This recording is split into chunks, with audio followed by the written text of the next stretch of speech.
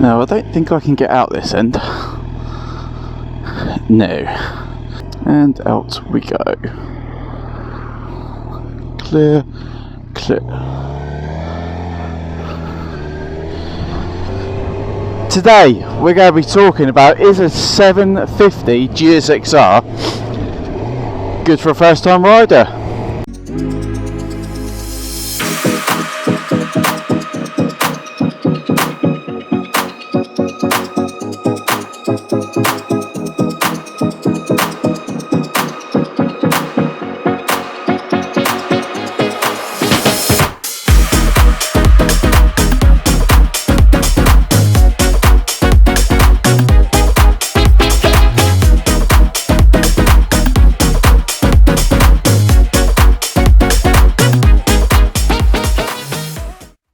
Now, I've had this bike for just over a year. I've got April 2019, it's now May 2020. My first big bike, was a Ninja 650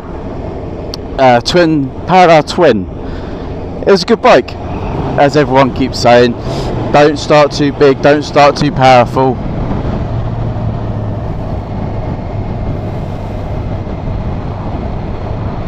So I took everyone's advice and went that way.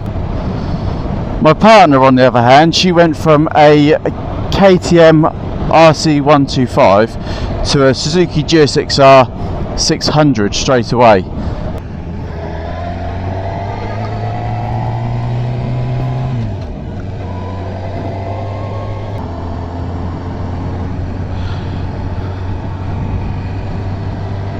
Right, it's a fantastic machine, absolutely spot on. The way it handles, it's got about 148 brake horsepower, inline 4-cylinder, smooth engine ride. The one thing that you got to be mindful for is the fact that this machine will do 0 to 60 in 2.9 seconds. It will do a quarter of a mile in 10.3 seconds. So that is one thing you got to be mindful of. The bike will only go as fast as your wrist will twist. If you do not want to ride fast, then you don't have to. I'm bimbling along now in first gear, 22 miles an hour through the countryside. More than adequate power, just to bimble along. You don't even need to come out of first gear. First gear at 20 miles an hour now, we're doing 3,500 revs. It is an adequate engine for the road. Not too big, not too small. It's not underpowered, and it's definitely not overpowered. There isn't a psycho amount of power in this engine. However, that said, if you do want to go fast, this engine has got more than enough power for the road. This machine will comfortably do 175 miles an hour. That's what its top speed is.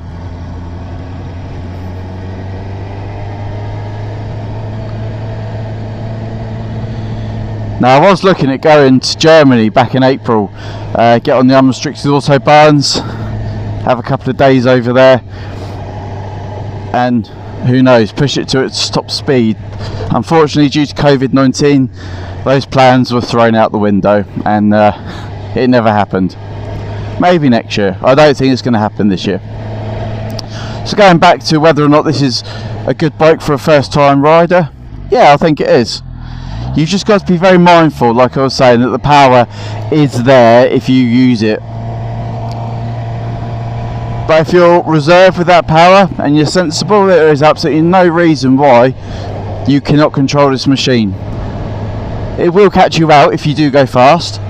If you're a new rider and you don't know how to ride, don't know how to use your body positioning.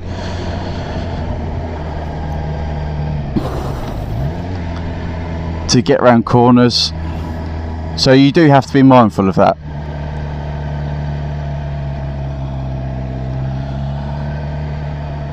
Now, would I feel comfortable using this bike if I was a first time rider? Yeah. I'll try and get past this cyclist at some point. Hopefully she moves over enough. There we go.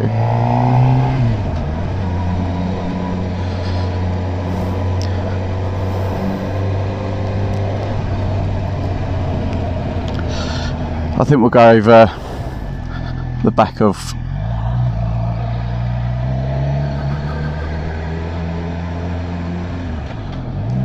Southwark Village. So like I was saying, this bike has more than enough power for the road. It's got more than enough easy power just to bimble around town. It does get hot, however.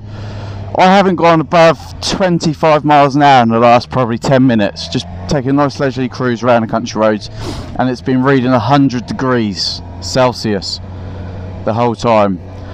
This bike likes to be moving fast. It likes that cold air coming into its radiator, cooling the engine down. Now when you hit a national, the power is there as well. Now you've got two power modes on this bike. You've got A and B. The old GSXR had A, B, C. A mode is full power, complete throttle response. It's just aggressive, mental machine. Power mode B, the throttle is not as responsive. It's a little bit reserved. However, when you get up into the top rev range, you've got all your power still. So it's just that nice easy manoeuvring around town that's just going to keep it the throttle nice and light.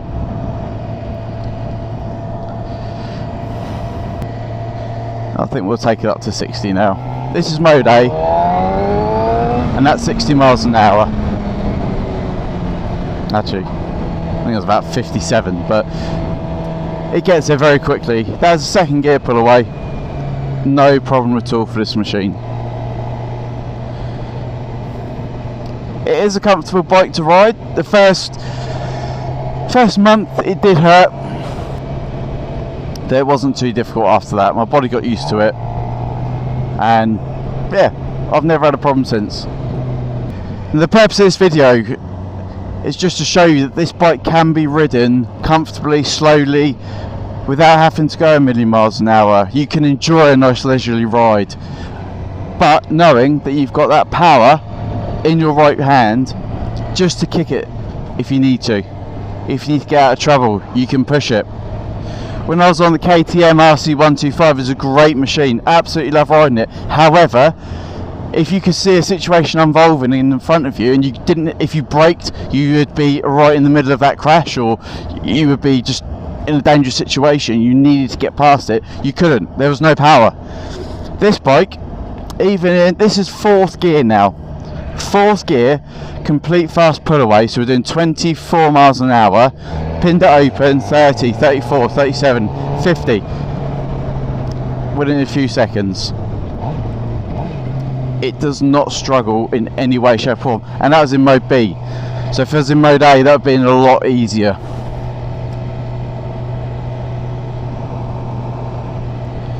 We're very lucky at the moment to have this beautiful weather. I looked at the weather forecast today, and it's just sunshine. 5 days, 5-day forecast, sunshine all the way through. Absolutely perfect. I would definitely look at getting on some sort of riding course, just to up your skill if this is your first big bike. Just so you got a bit more knowledge about how to handle it. Okay, so we've got a long straight, we're in a national speed limit.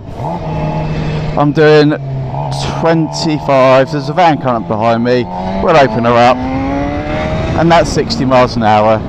Nice and easy, it didn't struggle whatsoever. Before you know it, you're up at the speed limit. You don't even need to pin it wide open. Slow back down for the 40. So this bike for a new rider is definitely manageable. It will catch you out. It will catch you out though. So you have to be mindful that what you're riding is a sports bike. It's not a slow machine in any way of the form. But as long as you I think this is the main thing with cars, bikes, no matter what you drive or ride, respect your machine. As long as you respect that machine, you will not have an issue. It's when you get confident, cocky, and lose the respect for your machine, that is when you will come unstuck. Now, would I recommend this bike to someone looking to buy a sports bike? Yeah. My only bugbear with this bike is that it's a 2017 bike, so it's a very new bike. In comparison to other bikes out there, the Ninja 600s, well, the Ninja 636 I should say, the ZX10s, the R3s, the R6s, the R1s, the R1Ms. You've got a lot of other sports bikes out there. This has pretty much no rider aids. Well, it doesn't. The only rider aid it's got is mode A and mode B. You got no traction control, you got no ABS, you got no anti-high side, you got no anti-wheelie. You've got nothing. It is you and your machine. However, again, that is a good thing in my eyes. It makes you switch on when you're riding. It makes you think, it's wet, I can't pin the throttle open. I don't have all the computers that these other bikes of the same age have. So I think in that respect, it has definitely made me learn how to ride quicker, safer than if I had all these computers riding the bike for me. Now, I'm not knocking that. I think technology is a fantastic thing. You have to have a level of technology in your bikes and your cars. It makes it more enjoyable. But if you're trying to get to grips with the bare necessities of riding, I think it's perfect not to have those rider aids. Once you're confident, once you've been riding a long time and you're able to push yourself harder and farther on a track, then yeah, definitely grab a bike with all those rider aids and you will not be disappointed. You will be able to push yourself further than you ever were on a bike without. Again, all I'd say is just be mindful. If you do ride this bike, there are no rider aids. You have to read the road surface. You have to think about your tyres. Are they warmed up enough? Yes, they are. No, they're not. Right, I think we're going to go towards the village of Hambledon.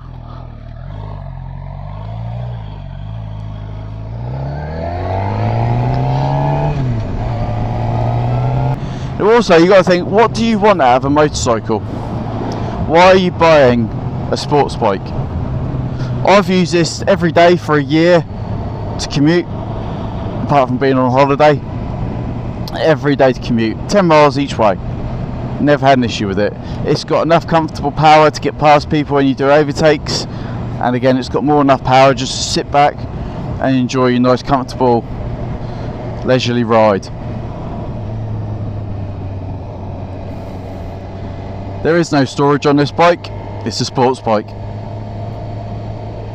So if you are looking for a sports bike with storage, good luck trying to find one, but also this isn't the bike for you.